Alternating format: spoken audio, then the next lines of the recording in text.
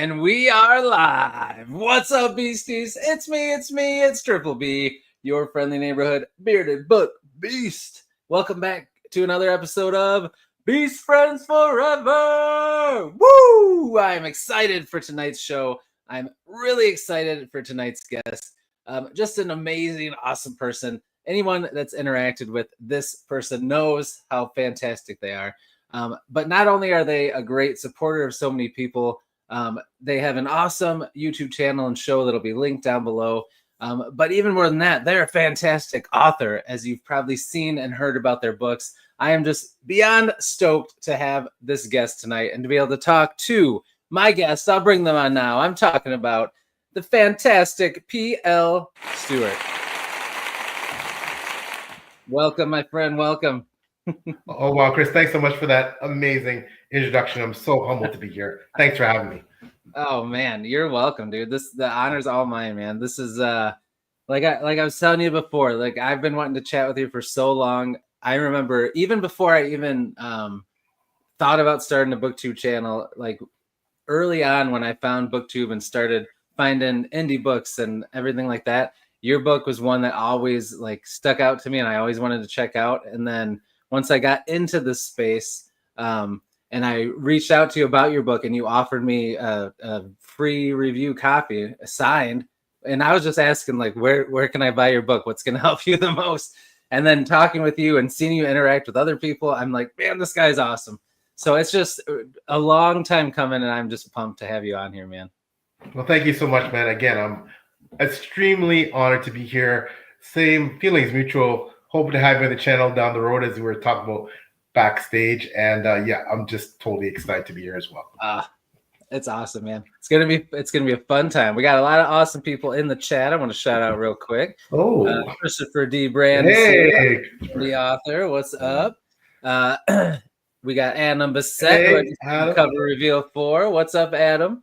J.A. Bryden, the Emu King is here. What's up, man? And John Mayer. Oh, John A. What's up, bro? I agree, John. He is. I'm so pumped. Thank you. Thomas Howard O'Reilly is here. What's another up? Another brilliant author. Yeah. Yep, he is. And everybody that's in the comments or in the chat but hasn't commented, we appreciate you, and we appreciate everyone here on replay. I do want to make a quick special shout out to one of the beasties who's watching this, and may just be my youngest subscriber, my youngest viewer, my youngest supporter, Trinity Cunningham, who's an awesome indie author.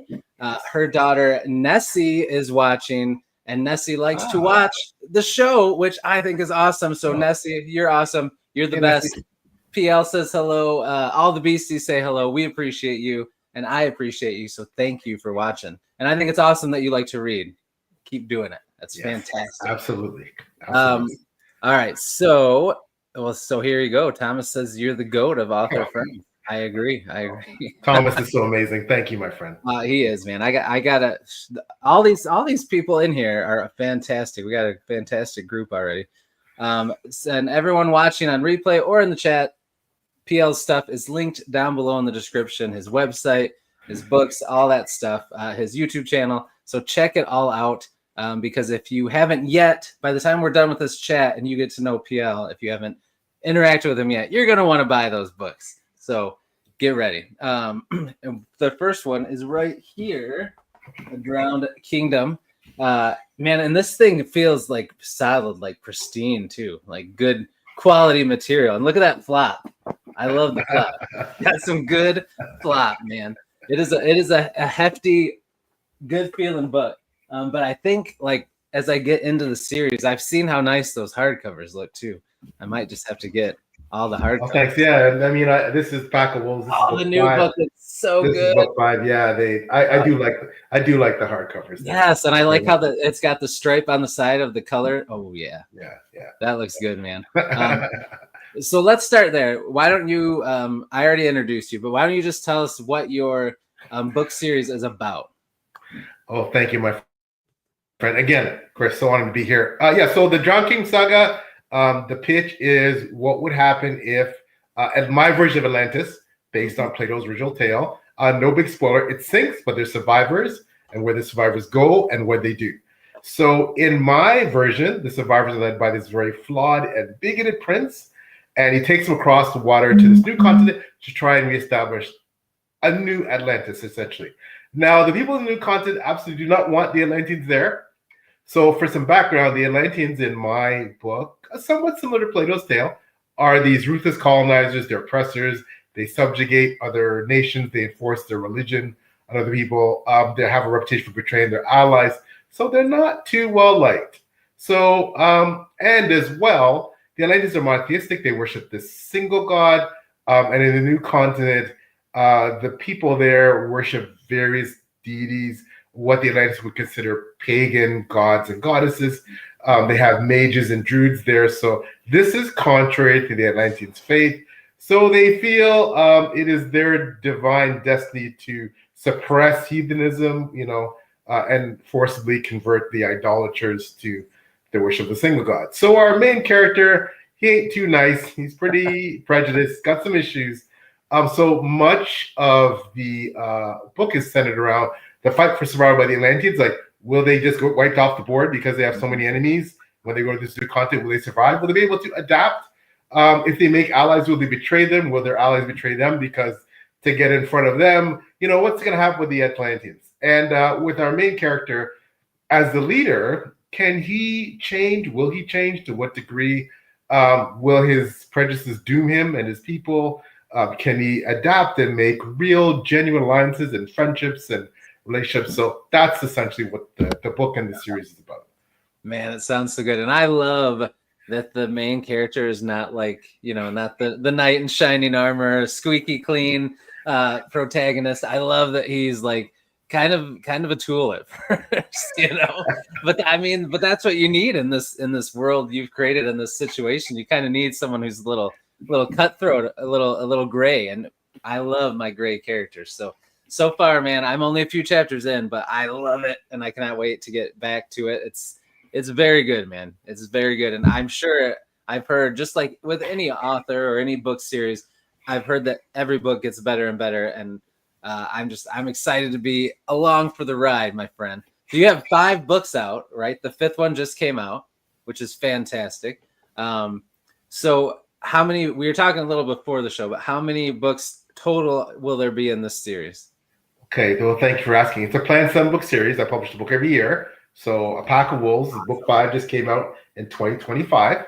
I'm working on book 6, entitled A Black Dragon on Red. It's expected to come out in the spring of 2026. And then I will finish the series, hopefully, in the spring of 2027 with the 7th book. Ooh, how is that going to feel? Like, it's such a long journey of releasing all these books. Like, it's going to be, because you're probably going to keep writing, I hope, after that. Are you going to stay in the same world you've created, but tell a different story? Ooh, I love that. Very good. So the plans are, after I finish the 7-book series, I'm going to go back and write 2 prequel trilogies. The focus of these prequel trilogies will be characters, essentially heroes that my main character idolizes. But we're going to find out they're not exactly the way he envisioned them, because, of course, they lived hundreds of years before he was born. As much as history paints them a certain way, and he paints them a certain way, they're not exactly the way he thought. So, and then I plan to go forward and write another 7-book series, kind of finishing off the whole main story of the Drowned Kingdom universe, and then probably do some short stories and novellas and things like that. That's the plan. That is awesome. So for everyone that loves this series, don't worry. He's not going to go far away to something totally different. There's a lot of stories still to tell. That gets me pumped just stepping my toe into it. Now I know I got a lot to look forward to. And that is awesome. So Adam said that when you talked about it a while ago, it led him down a research rabbit hole trying to figure out the original Atlantis myth. I've been thinking about doing the same since I started reading it. So in a minute, we'll talk about, well, I guess we can talk about it now. But so how did you come up with this idea? Because it's pretty inventive, I think, to take this story and make it your own. So how did you come up with it? Did you always have a love for like the Atlantis myth and stuff centered around that? Yeah, absolutely. I've always found it fascinating, Chris, that Atlantis is this supposed fable, supposed myth, a place that didn't exist. Yet so many people believe it did exist. Most scholars have ruled its existence out, yet some scholars insist that perhaps it's real. But there's people out there right now, looking and researching and trying to prove or disprove that Atlantis exists. So I think it's just a timeless tale that's so fascinating, and it's captured the imagination of so many people, and it certainly captured mine. And I think the tale itself, because what a lot of people know about Atlantis, of course, it's more cursory knowledge because that's how things are now. Oh, yeah. They what they know is that it's this kingdom that drowned, right? And it was this peerless civilization that disappeared, and it seems like such a tragedy. And that's the essence of what most people know about Atlantis. Very few people have actually gone back and read Plato, understandably, right? Yeah. But I have, and I'm a big nerd and a big history nerd and a classics nerd. So I want to write something inspired by that, but I also want to put my unique spin on it. And I wanted to write a story with a main character that was someone who came from a place of privilege and had all these issues. And I want to essentially write a story of a colonial power from the viewpoint of the colonizer.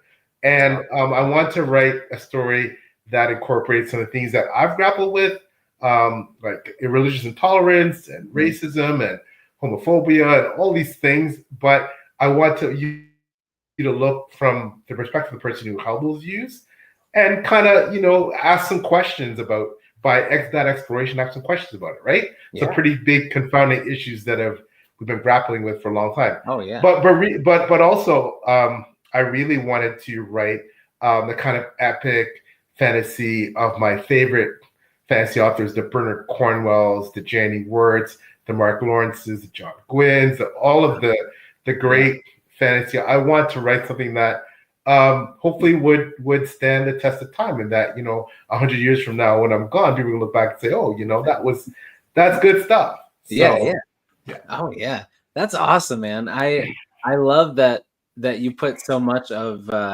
You have this cool idea, but then you have a passion. You love the fantasy and epic fantasy.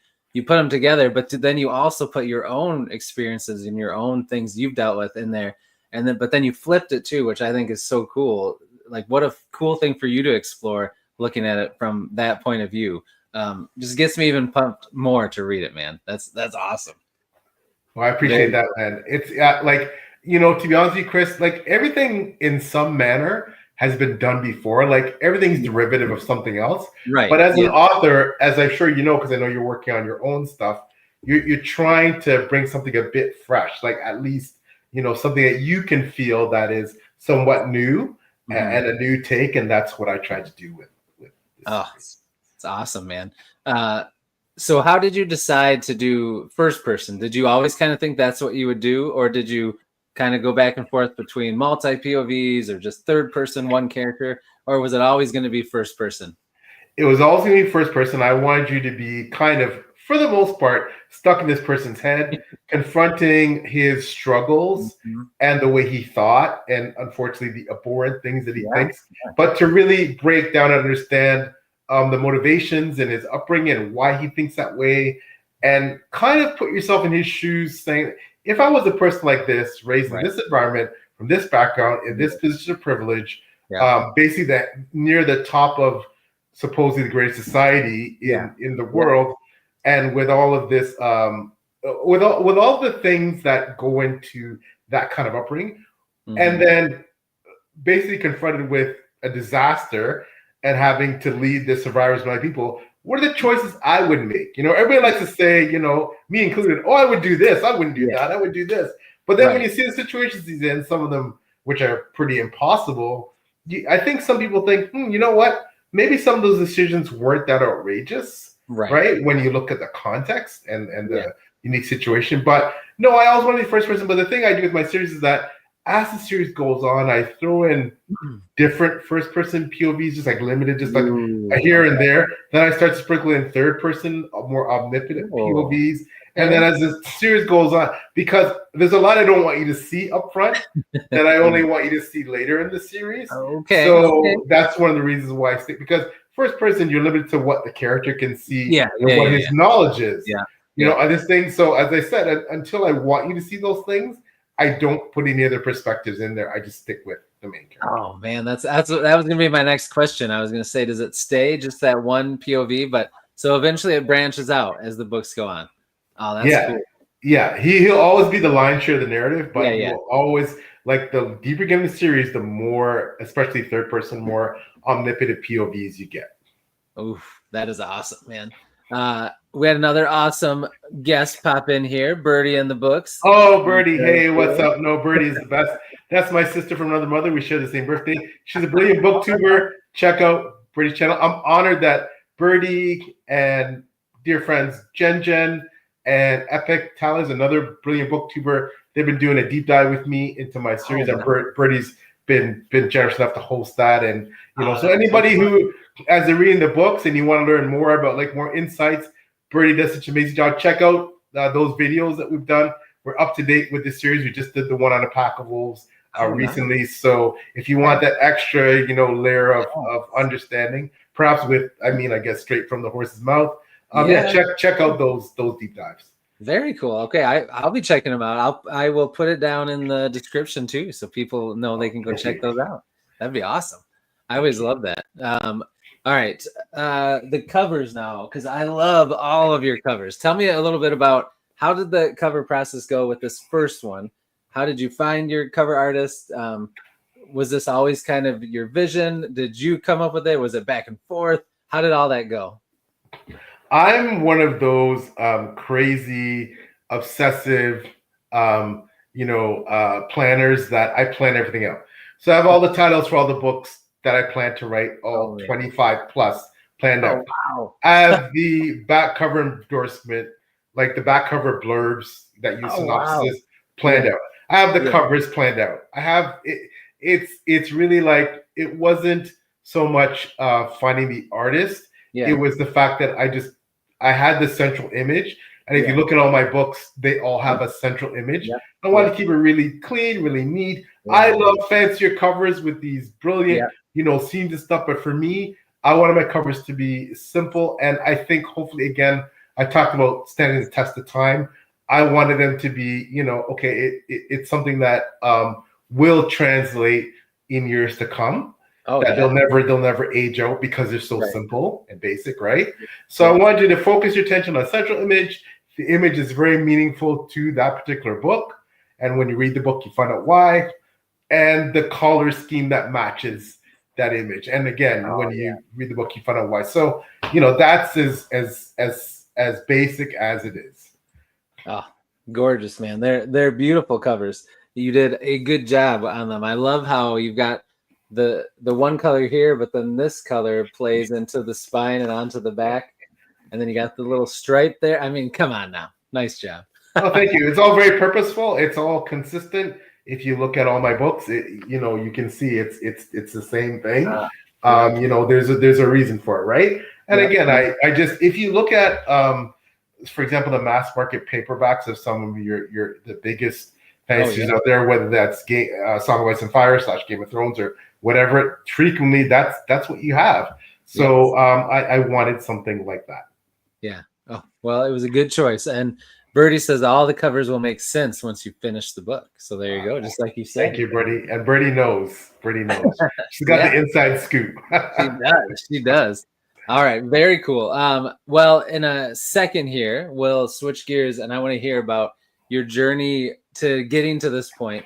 But before we do that, PL, I need to know, do you like to hear some terrible dad jokes? Sure, man. I'm all up for it. I'm a dad. I'm a granddad. So there you go. There you go. All right. So here we go. I've got two of them, and they're both really bad, but pretty good. All right. So I used to play piano by ear, but it was too hard. So now I just use my hands. So who am I? No, this isn't a riddle. This is a dad joke. So let me tell you again. So it says I used to play piano by ear, but it was too hard, so now I use my hands. Okay. So what's the punchline? Right. So you know, if you say I can play something by ear, it usually means I can hear it and then play it, right? Yeah. So the joke of this is it's saying I used to play by ear, literally meaning I would play with my ear. And now I play with my ear. All right. Let me try another one. Let's see if this one maybe will hit you better. All right. Man, no, it's not your fault just because I didn't get it right away. That's not your fault, bro. All right, let's try this one. Okay. Have you ever tried to catch a fog? I tried yesterday, but I missed. Okay, I got that one. See, you got that one. Missed. Very clever. Yeah, see, there we go. My ST. I love that jokes, man. I'm all good with that, my friend. Oh yeah. They're good. They're good ones. They're funny. All right, so I want you to take me back to when you were just a little young PL. First, that's a long time ago. A long time ago. First, tell us about what got you into fantasy and books and all of that kind of stuff. And then take us to when you started writing and when you decided you were going to go for it and write your first book. Well, little PL had a mom who was a great writer. She never published anything, but she used to love to write stories. And she introduced me to reading, gave me a love of reading.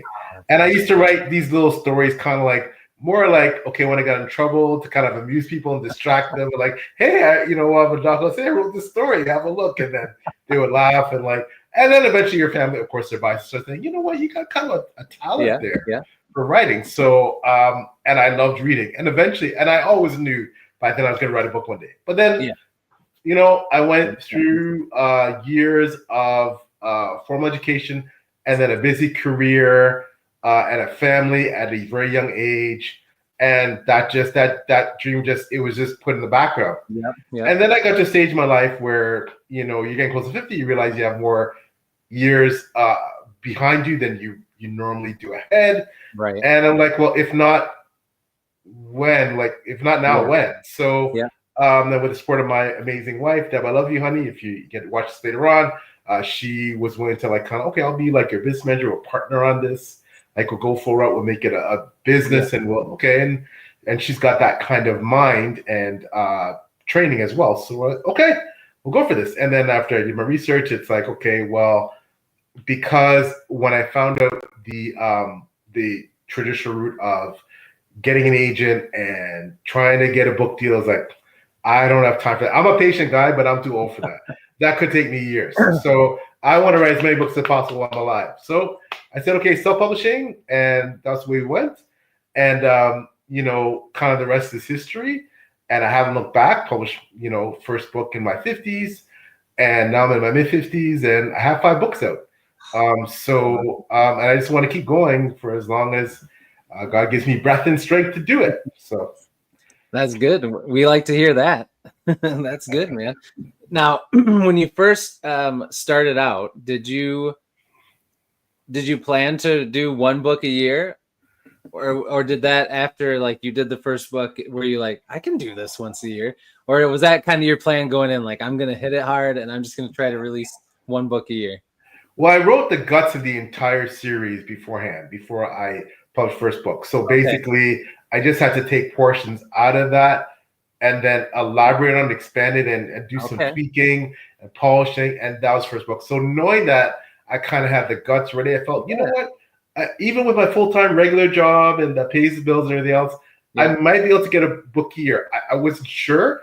But then as I start looking at the industry and no disrespect or offense to anybody, because these are world famous authors, you know, the George R. Martins, the Patrick Rothfuss, etc. Like, you know, when you start to see that, you know, unfortunately, they're not, for whatever reasons, they're not able to deliver on that kind of commitment. Not that they have a particular commitment to get a book at a certain time, but seeing that it's like, okay, well, I'm certainly no famous, you know, multi-million, you know, best-selling author. No one's gonna wait 11 years for me to put out my next book.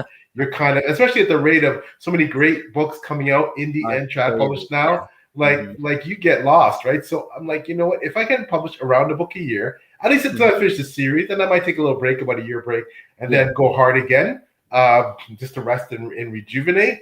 I think it's something that I think we're living in a world where I think you have to stay relevant and you have to be able to produce. And I've seen people who have put up on social media, yeah, I bought all your books, but I'm not reading them until you finish the series to make sure that you finish, because I don't want to get invested, then you don't finish. So I understand that for some readers that's really important.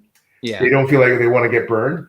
So that's only just accentuated the fact that I need to be pretty consistent with finishing this series.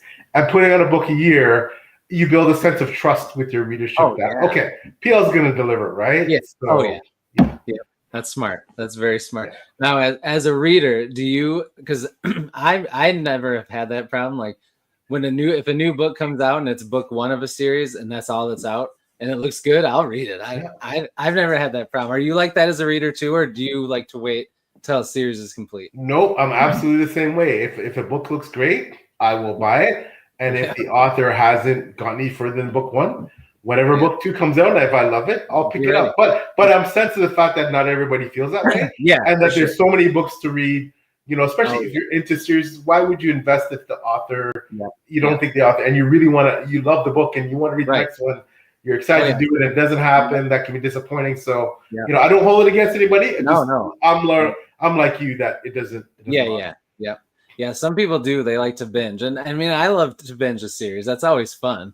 And it is nice. So I get why some people want the whole thing and then they're like, all right, time to go.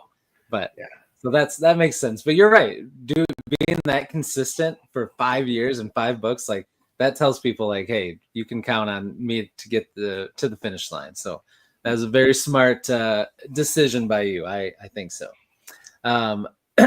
All right, well, that's cool. So what were some of, you talked about how you love to read. What were some of your favorite authors and books when you were younger that inspired you and your writing? Well, I always love fantasy. I went through a period when I was, a bit older as an adult, because of my career and stuff. I was reading more like police procedurals and murder mysteries and stuff like that. But when I was younger, it was always fantasy. And I always had a love of history. You know, my major in university was medieval literature, modern history. So, you know, I always had a fascination with the medieval period. You know, I grew up reading a lot of obscure stuff that most people would never read now, but also but including the classics, right? Like I said, the Iliad, the Odyssey, the War of Arthur, all these things that were written, you know, sometimes hundreds, if not hundreds of years ago, thousands of years ago.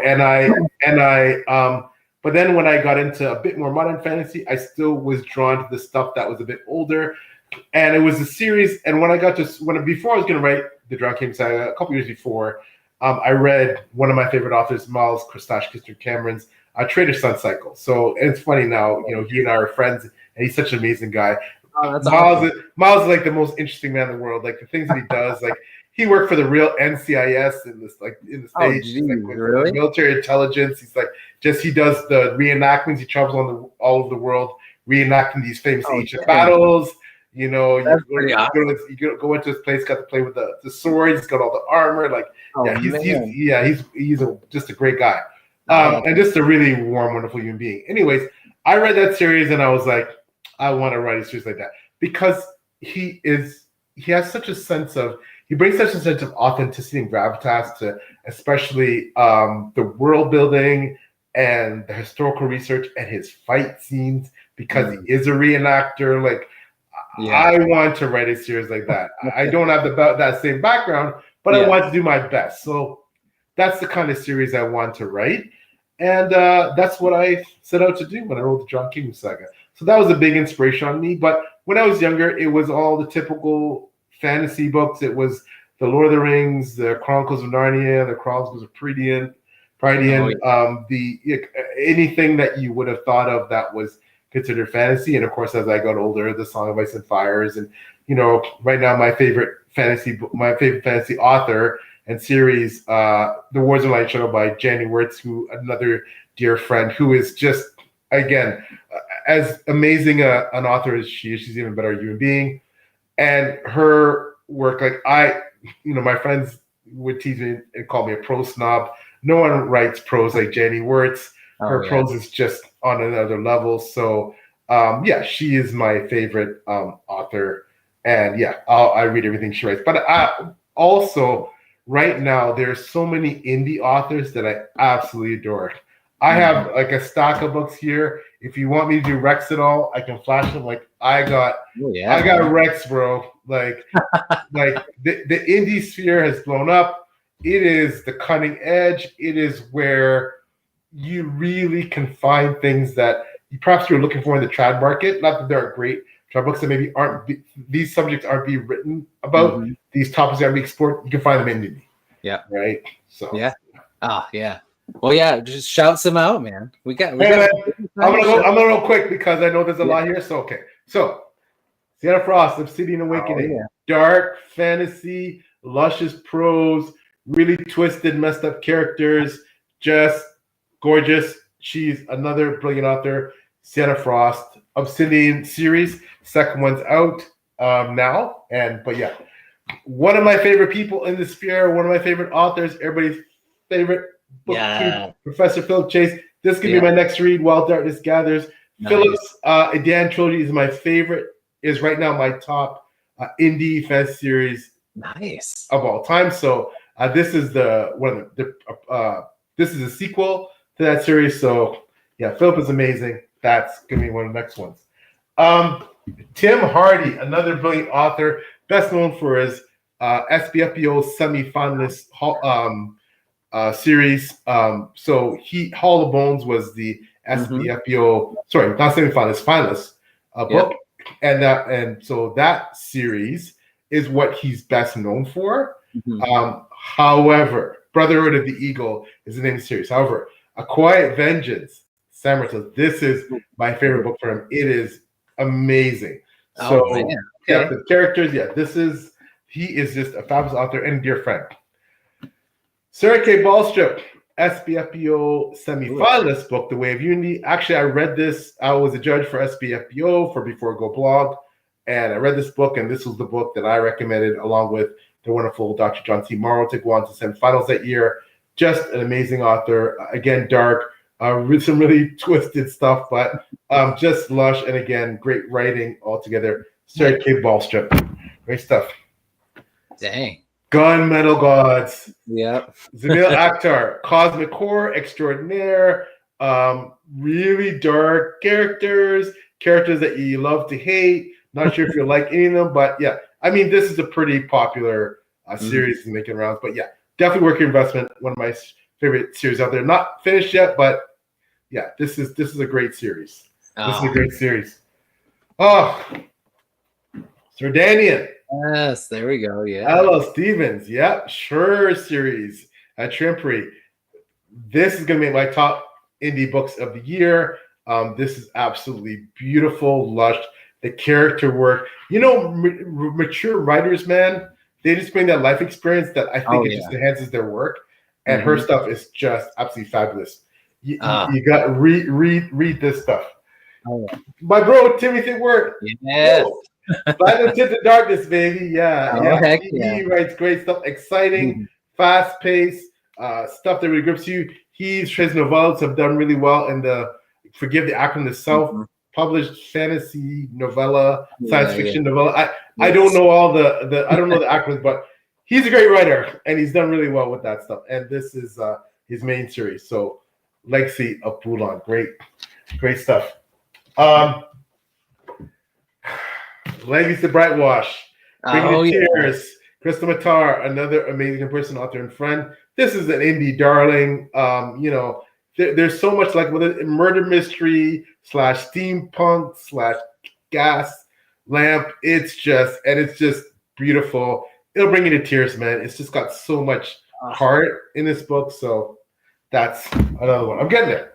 Hey, I love this, man. I love indie books. Illborn by Daniel Jackson. Oh, man. It follows a bunch of characters. You don't know who to root for in a lot of cases. There are some good ones, but they're all drawn to this gate, and it seems like this really dark prophecy is haunting them. It is fabulous, man. Like it's got everything, and it reads so fast for a chunker. You fly through this book. It's the way it's written. Daniel G. Jackson, great stuff. Oh yeah, this is a magnificent. Probably the best prologue I've ever read in a book. Oh, you read? Yeah, one of the best prologues. Yeah, that prologue. Woo! Read Philip Chase's prologue in the Edan trilogy. I haven't read that, and Tim Hardy's prologue in Hollow Bones. Those are up there for me, along with Illborn, as some of the best prologues. But check those ones out. Jay Hannaford, The Skin. Ooh. So it's a duology, the Black Hind's Wake duology. She is a fabulous author, SPFPO finalist.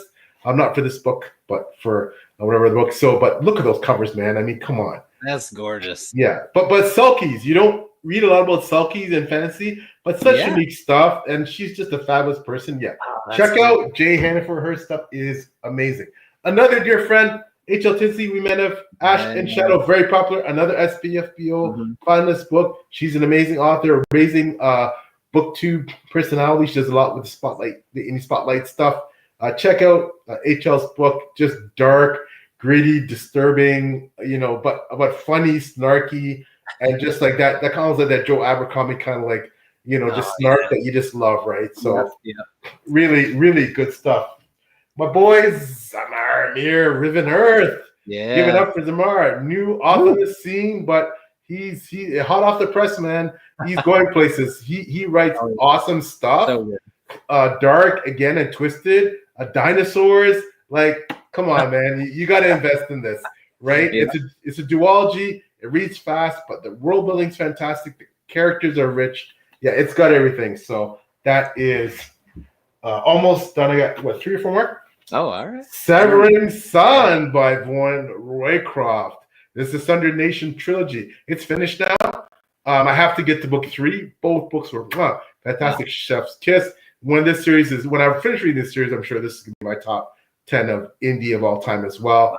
Just it's based on the tribes that invaded ancient Rome.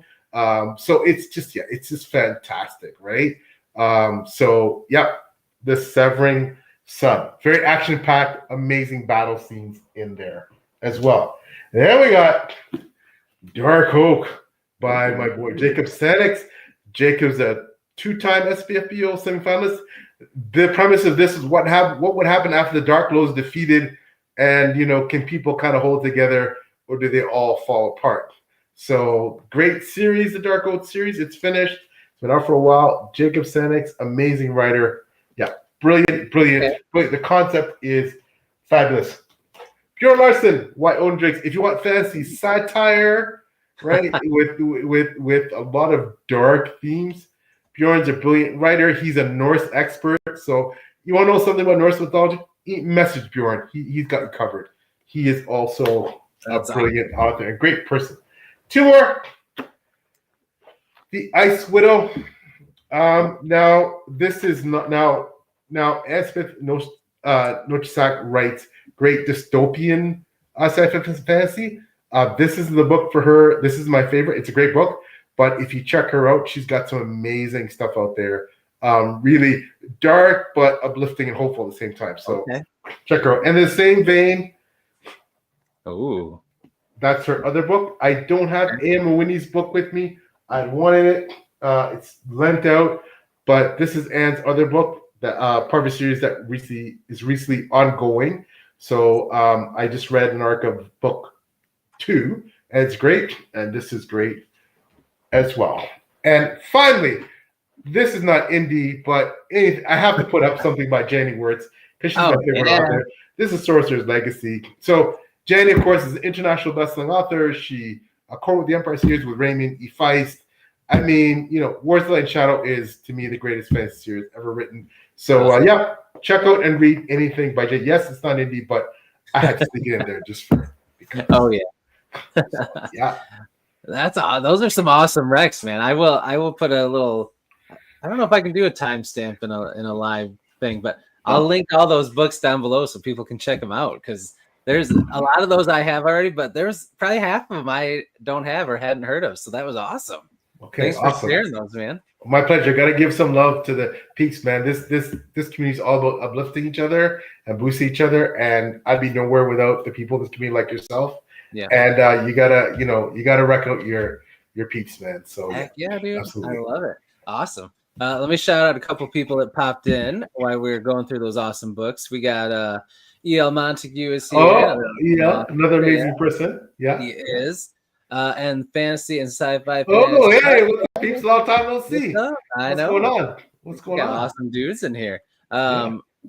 And then yes, I agree. Adam said PL out here ruining all of our TV. That's what I'm here for. That's what I'm here That's for. right. That's right. Speaking of cool things with books, somebody on this live stream, and it's not me, had some of their books picked up and made into special editions by Broken Binding. How tell me how that experience went and how cool was that? Well, and I'm gonna see if I have them. I know they're behind me too. Actually, if you bear with me, I will grab them. Sneak back here. Oh.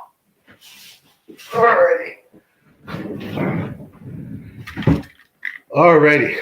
So we have a Drowned Kingdom, the Broken Binding edition of the first one, and then we have book 2. The Last of the Atalanteans. Yes. So yeah, these are beautiful with the sprayed edges and all the bling. I am so honored to have the esteemed Broken Binding, who is doing some crazy things. They are turning the industry upside down right now. Right? They are pretty well. They're breaking new ground that's never been broken before, and no pun intended. And they are such a professional organization, but yet with that human touch, right? You don't feel like a number there. They treat you with such respect and such care, and attention. And I really, really, really have a lot of admiration for what Matt at the Broken Binding and his crew are doing with not just special editions now. You see what they do with my boy Ryan Cahill. He's got to deal with them for his amazing Mother Broken series, and Broken Binding, I mean, how can you go wrong, right? So, I'm a very humble to be part of it. The first step, obviously, I had my books with them in their store online, and you can, if many people do, as long as you're with Gardeners, which is, I guess, the UK version of the Ingram Network. So the first step is getting your books in the store. And then, I guess, suppose it if you sell well enough, and if you get, I guess, you have an opportunity to get something really special, the special editions. And I was so blessed, so humbled that they were willing to do that for me. So and they have some absolutely incredible special editions, like absolutely incredible, right? They're cornering the market now, and that's when I first arrived in the scene, it was just basically Waterstones and maybe like Wraithmark Creative, but now Broken Binding is just they're fabulous. So it's wild the book they can make, the books they can make, and the cost, how really, it's not cheap, but for what you get it for, what you get for that price, it's pretty crazy. When you compare it to some of those other special edition ones where you're paying hundreds of dollars for one book, these are all, between $30 and $50. You get these gorgeous books. It's crazy. Oh yeah, and mine are out there for general sale, so you don't need to have a Broken Binding membership. The 2-pack is out there, and God willing, down the road, hopefully we'll get the rest of the series made in special editions down the road. But so if you want to go and buy them, and you have the funds, you can do it now. So I think they're pretty reasonably priced. So check out Broken Binding, but well beyond my special editions, check out all the amazing stuff that's on Broken Binding. I mean, it's just they're just phenomenal, so cutting edge, and they're really changing the industry with what they're doing. Yep, I agree. We just had somebody else pop in. Sienna is here. Oh, Sienna. Hey, if you want expertise on all things audiobook, that is your source. She is the audiobook queen. Yeah, also a great booktuber. Check out her stuff. And such a sweet person. Wonderful. Great to see you there. Yep, I agree. Library on Legs. Check it out. All right. So, and if anyone is a member of Broken Binding, I think your special editions are part of their big free shipping sale that they have going on for a few days. So make sure, if you haven't got those yet, and shipping is the thing sometimes where it's like, I better wait. You don't have to worry about it right now. So you snag them. I think I'm gonna get them. But Thank you. But I also want to get just hardcovers of all your books too, because man, your regular covers are just so good, man. Thanks, so good. brother. I appreciate that. I appreciate that. And I think I missed earlier when Lucas Clay popped in. Hey, Lucas, what's up? What's up? Thanks Such an amazing guy. Yeah, he's a great guy, Lucas. So wonderful to see. So many awesome people in the community, man. Yes, Lucas is definitely awesome.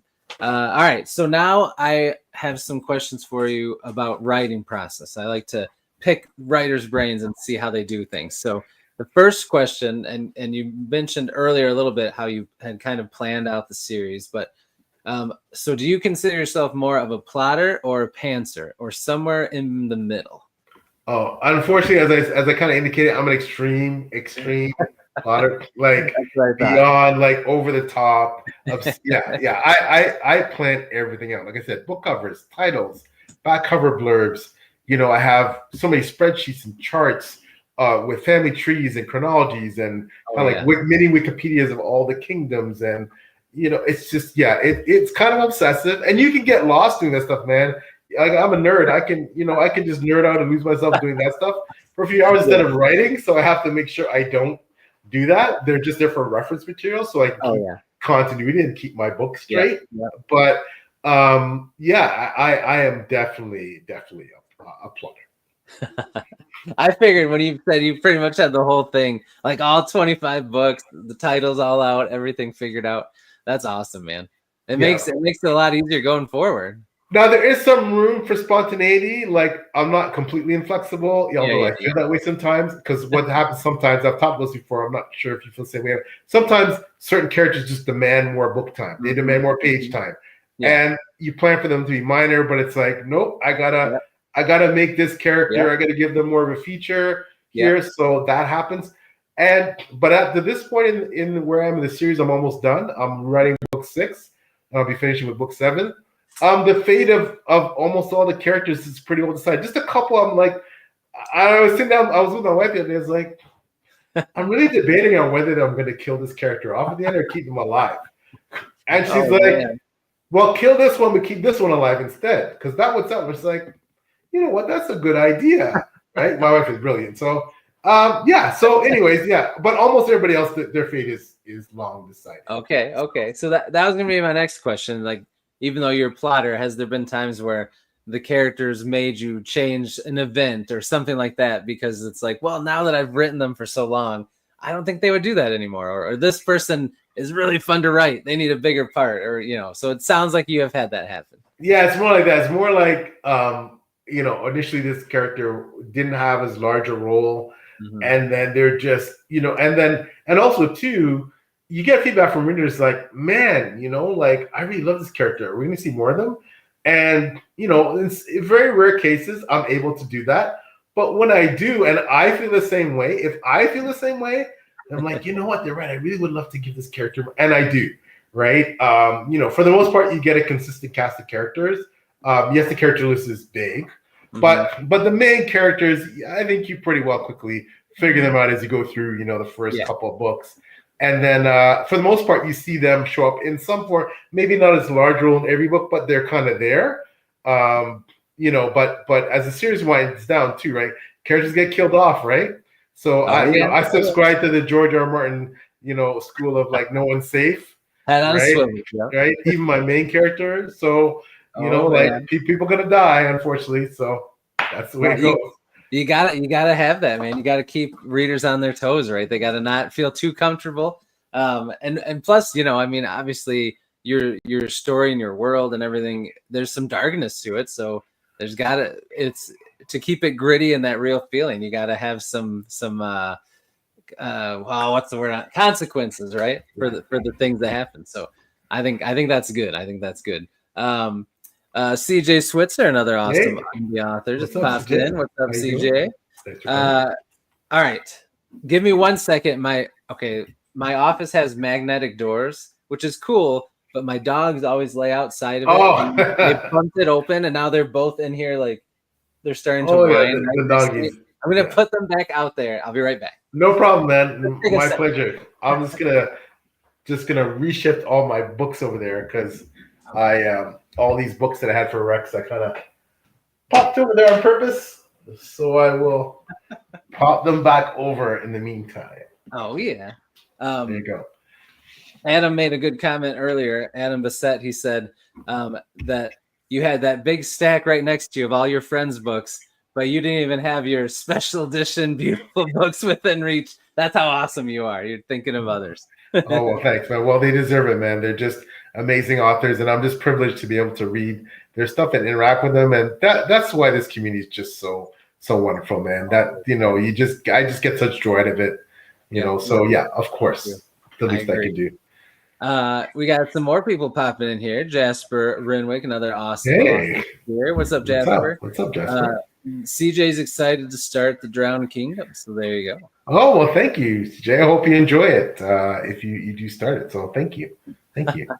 Lucas said that you're probably yeah, probably. yeah. My shelves are. I finally my wife gave me push to get my second shelf, and the beauty of that is like my second shelf is basically my indie shelf.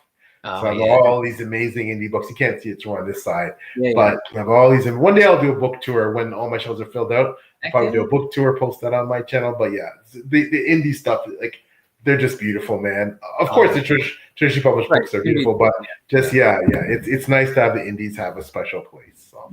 Yeah. I think it's number 6 is your next book, right? The next book is entitled A Black Dragon on Red. Such a good name. Okay, how did you come up with all these titles? Because they're all awesome. Is it just because you had already kind of planned and written the story out so you knew what each one would be called? Yeah, and all the books are very relevant to the story, but obviously you have to get there, right? Like I wrote, the other thing I have out right now is part of an amazing anthology. It's the Shapers of World Anthology, Volume 5. So a great traditional published author, Ed Willett, he has an award-winning podcast called World Shapers.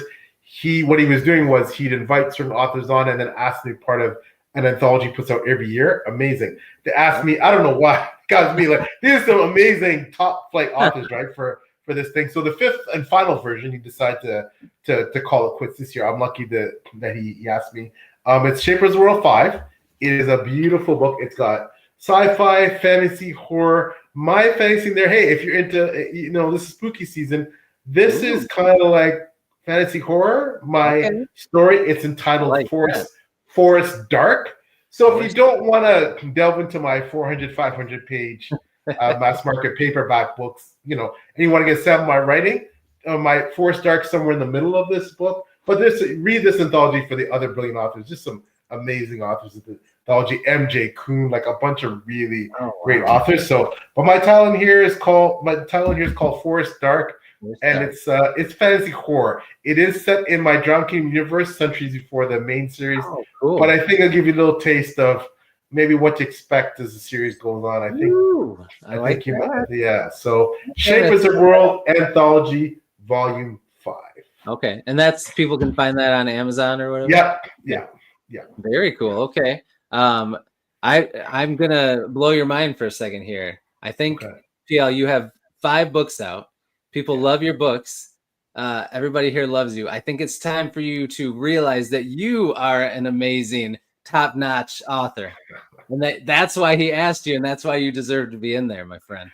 Well, I'm like I said, I'm humbled, and I am very privileged of what little success I've got to enjoy so far.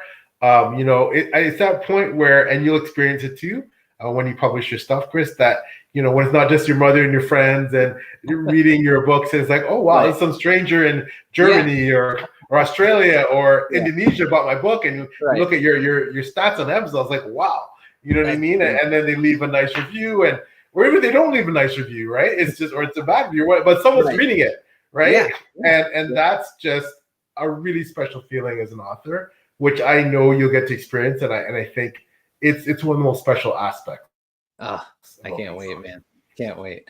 All right. Well, it's gonna happen for you, my friends. It's gonna happen. I hope so. But we'll talk about that when you come on my channel. Yes, I cannot wait. All right. So next question. Right now, you're working on book 6. You're hard at work. When you're working towards releasing a book, are you somebody that sets daily or weekly or monthly goals? Or do you just know I need to get it done by this time? I'm just going to write every day, and if I do, I'll get there. Like, are you really meticulous about your goal setting, or more loose about it? No, I'm way more loose, and that trends back to it's only the last couple of years I haven't been on shift work.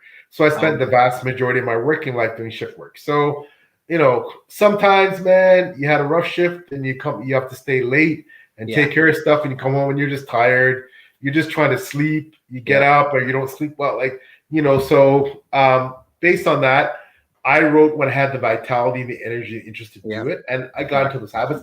But I have this little internal clock in my head, plus my wife cracking the whip behind me and say, you better get this done because it's almost spring. So, I write enough to get it done, right? But I know I give myself this. I mean, spring's a wide berth. I kind of basically try to release the books between February and May, and that's a pretty wide band, right? So as long as I'm in that wheelhouse, I'm good, man. So I know that I gotta kind of get the book done and ready to go to the editor by fallish, and then start the production queue, so that over the winter, covers getting made, and I get the endorsement quotes and I get the readers and the ARC readers and all that stuff going, and then the beta readers, and then I know it's got to come out around this time. So after you do it like 5 times, you kind of have the sequence pretty down, right? So yeah. Okay, that's good. Well, and that's smart too, because you don't want to get burned out, and you want your writing to be fun, and you want to look forward to it. If you force it, then eventually it starts to not be good, right? So that's good. I'm glad you're taking care of yourself, and not because a book a year, especially those chonky boys you're writing, that's a lot of work. So I'm glad that you do it the right way. That's good. Yeah, thanks, bro. And I do plan to take a break once I'm done the series, at least a year. So first of all, write the next series, but also just chill. And I'll have a series to market, right? I'll have a completed series to say, hey, you want to check out my writing? Check out this whole series, right? Yeah. So and then you'll have lots of time to read all those indie books that you want to catch up on too. And I do a lot of blogging. Well, I used to do a lot more blogging, but as I mentioned, I'm a member Before We Go Blog, my assistant editor. Shout out to the wonderful Beth Tabler and my crew Before We Go Blog. They're amazing.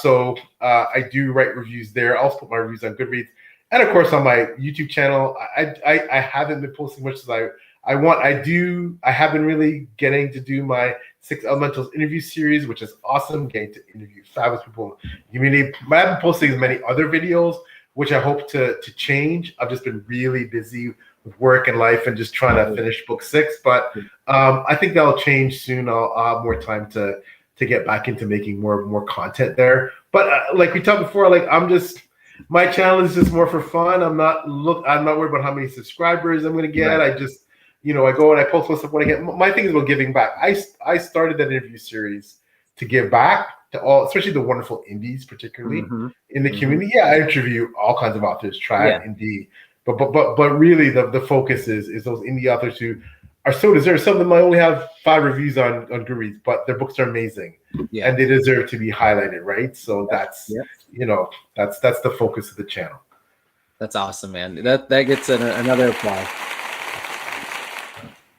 That is fantastic. I agree 100%. There's too many people that deserve a spotlight. That it's. I mean, you know, because you've been doing it, and when you first started out, like putting a book out there, if you don't have any kind of platform or anything, it's just like throwing it out into the void and hoping somebody picks up on it. So I think that's awesome that you do that.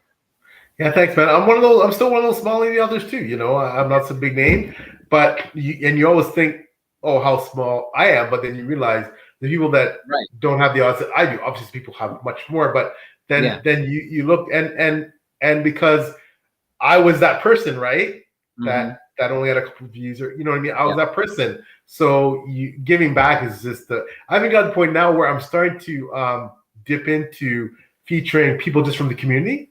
Just community supporters, and not necessarily bloggers or booktubers. Just people who always come out in these lives, and they're always in the comments, and they're always. So I'm starting to also do that as well. So I want to expand that. I have generally speaking, I have authors and bloggers and booktubers, but I'm starting to get into those community appreciation lives where we get to feature people who without them these things don't work, right? So oh, that's awesome, dude. Very cool. Okay, so now the other side of that, when you are writing, then are you a creature of habit? Like, do you prefer writing in the morning versus at night? Do you prefer writing at home, like in your office or in a certain chair, or do you like to go somewhere and write? What about all of that? Do you have certain things you prefer to do when you're writing? Yeah, well, now we moved out to kind of a bit of I guess you say the country where we are now, and it's so quiet and peaceful. So it's a place where you can write anywhere. If the weather's nice, you can write outside on the back deck. On the back deck, but you can write in the front room if it's cool to be outside, just with these big, beautiful bay windows. But I do have an office. It's a beautiful office. It's pretty big, and I do like writing there. But I also just I like writing in my bed at night with the little, propped up little kind of support thing for the for the computer. I like, I write in the kitchen. I write just wherever. And sometimes it's a matter too of like, okay, well, my wife's office is next door, but if we're both working from home, that's like if she's working from home and I'm on an off day, I'm here. I don't want to disturb her, so I'll go downstairs and I write wherever. If I'm on vacation, I take the computer a lot of times and I get some writing done there. I ain't able to write anywhere, man. I'm pretty flexible that way. I think it's a product of just working shift work and writing at all hours and just you just get it done, man. So yeah, whatever it takes, right? Whatever it takes. Now, when you're writing, are you somebody that likes it quiet, or do you listen to music?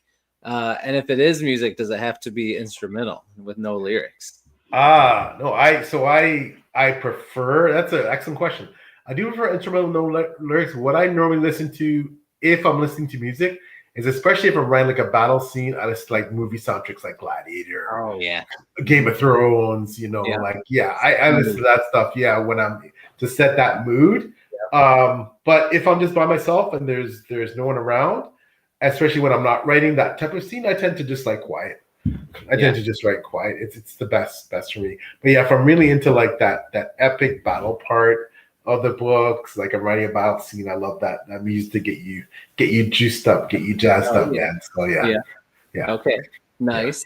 All right, so last question in this area, and then real quick at the end, I'll have some questions for us to get to know you outside of writing. But I'm curious, have you had any scenes that you've written that once you wrote them, like evoked like a strong emotion, either like a scene that made you really happy or a scene that made you really sad? Because I mean, you're 5 books in now. You've created this whole thing already. These characters you live with, like when you got to give one the axe, like have you had any that really like stuck with you where it's like, oh, that was so hard to do it? Yeah. I think there's many highlights I can say, and on both those ends, I think at the end of book 2, I think the scene's very moving. Obviously, can't spoil it for a lot of reasons. And if you read the arc of the main character and you get to the end of book 2, I hope you really get hit by that feeling of and I think it's tear-inducing, both good and bad. And I think I killed off a character at the end of book 4 that I really, really liked. Oh, no. And that I had a special affinity for because they were one of the good characters. Yeah. And there's not that many good characters like that. Yeah. But they die, and that was tough. And then book 5, I killed off another really good character, and then a lot of people said, "Oh, that just broke me." And so that was, But then there's a moment in book 4, and again, I'm trying to say those spoilers, that the main character, really experiences some revelations, and they're in a very tragic circumstance, and that was hefty to write. But to me, the most impactful scenes I've ever written and plot I've ever written occurs in book 3, and I can't spoil it, but it's based on true historical events that happened. And it just it really hit me to write. And there's a special dedication at the back of book 3 that talks a bit about it. And yeah, I still think about that plot line, Dang. and I'm glad I wrote it. I was always worried we were able to handle this sensitively, and and after the sensitivity reason, people were like, yeah, you did, and I feel very grateful that they felt that way. And who knows if I did, even despite what they said, but the feedback I've had so far about that has been very positive, and that really hit hard for the readers, but in a I think ultimately in a way that I guess thought provoking, but something that it's important to explore. So very cool, man. So basically, what you're saying is, I need to get ready to be wrecked by pretty much every one of your books. Well, I mean, I love Bring It On. That when a book makes me feel something, even when it's like not happiness, like I love those series. So I'm pumped, man. Well, hopefully so. I mean, I think it all comes down to if you like the book and if you're invested in the characters. I mean, you can read a book just for pure entertainment, and you're not that just read it for Right. whatever the battle scenes or whatever. It's just entertainment, right? Yeah. I don't really write my books for that purpose, but I mean, obviously, some people read them more for that stuff. They read for the lore and the world building, and the themes aren't as important. I write the books for the themes, but yeah. But like I said, I hope that the books make an impact. That's why I wrote them. Ah, awesome, dude. Very cool. All right, so I could talk to you all night, but we'll have to wrap it up soon because, like I told you before, and I haven't told you yet in the chat, but tonight is homecoming for my son at his high school. That's a big deal, man. Get into the game. He does. Congratulations. Oh yeah. So wish him the best of luck. Yeah. Hopefully it goes good. But so I have some kind of rapid fire questions for you to end here, so to see what your answers are. Are you ready? Okay. All right. So, first one. What's your favorite color? Blue. Ooh, nice. Okay. Favorite food? Salmon. Salmon. I've never gotten that one yet. This is number 96, and I've never. I'm a big fish eater, man. I love fish. Oh, that's awesome. Do you? How do you like to make it? Do you grill it? Do you grill? Yeah, grill. Yeah. Man, that sounds so good. Do you wrap it in like foil and put like stuff in with it? I season it, man. Gotta season it. Oh, that sounds so good. All right. That is awesome. What's your favorite side to have with it then? Probably that's a tough one. I'm gonna say quinoa. Ooh, okay. Yeah. That would go good with salmon. I like quinoa, yeah. Nice. All right. All right. Now I've got some either or questions for you. Okay. So, which is better, Star Wars or Star Trek? Star Trek. I mean, I thought you were gonna say Star Wars. There's no question. No. Okay. Yeah. Are you watching the newest show that's out? I haven't watched it, but I've heard it's pretty good. I haven't. I don't get a chance to watch much TV, so I'm pretty behind. Like I watched. What's the last Star Trek movie I watched? The first one with Chris Pine, I think. That one.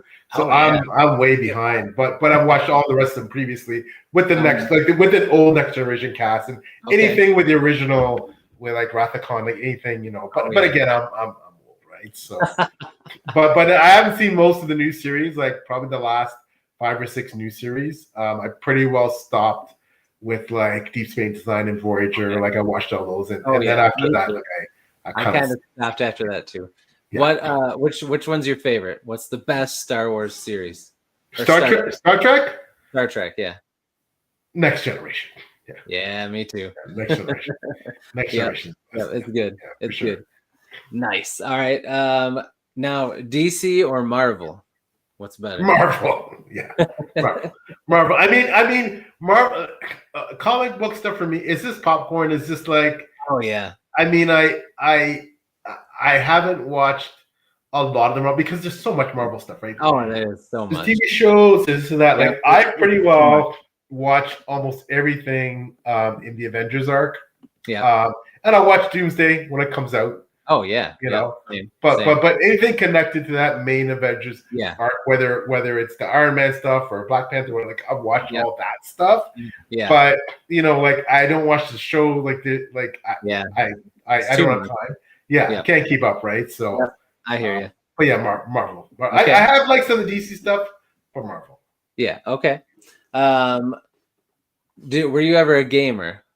Did you ever play video games? Way back in the day. Okay. Like I'm talking like original Madden, like Oh, nice. going back Okay. before that with like Donkey Kong, like Tecmo Bowl, like Pac-Man. Like I'm dating myself here, bro, but like way So, back, right? oh yeah, I remember the Atari. So I remember playing yeah, the so I like I had just had that time to play video games over the last Oh yeah. 20 plus years. I Like I know. really No, it's hard. It's hard to keep up with everything. You got to yeah. make choices. There's only so much time in the day, right?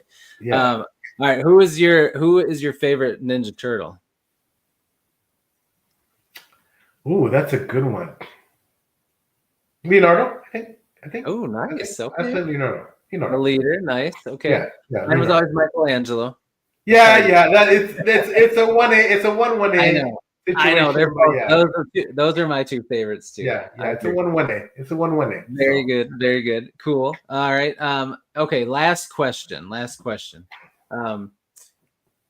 Grapes. What's the better grape? Green or red? Green. Green. Love green grapes, man. They are good. They are good. I like red better, but I do like green.